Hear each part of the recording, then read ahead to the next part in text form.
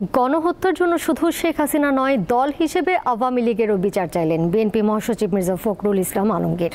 বুধবার রাজধানীর দুটি হাসপাতালে চিকিৎসাধীন বিএনপির দুই নেতা ও সঙ্গীত শিল্পী ফরিদা পারভিনের শারীরিক অবস্থার খোঁজ নিতে গিয়ে তিনি কথা বলেন।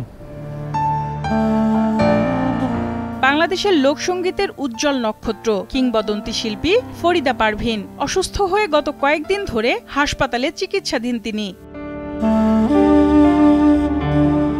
শারীরিক অবস্থা ঝুঁকিপূর্ণ হওয়ায় তাকে এখনও রাখা হয়েছে নিবিড় পরিচর্যায়। দীর্ঘদিন ধরেই কিডনি ও ডায়াবেটিস সমস্যায় ভুগছেন এ লালন কন্যা। বুধবার তাকে দেখতে হাসপাতালে যান বিএনপি মহাসচিব। খোঁজ নেন ফরিদা পারভিনের শারীরিক অবস্থার। অসুস্থ হয়ে তিনি এখানে এসেছেন অত্যন্ত ক্রিটিক্যাল কন্ডিশন।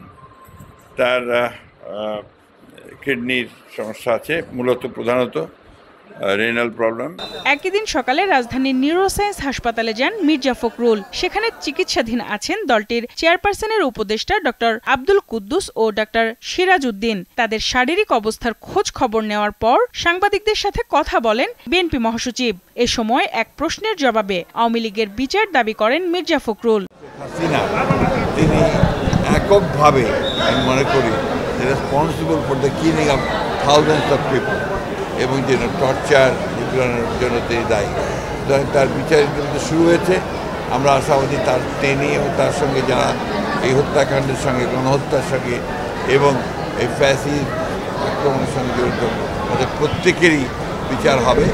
সেই হিসাবে দল যদি আইনের আওতায় নিয়ে এসে দলও যদি এমন দেখা যায় যে দলগত হিসাবে, তাহলে অবশ্যই তাদের বিচার হওয়া উচিত বলে আমি মনে করি।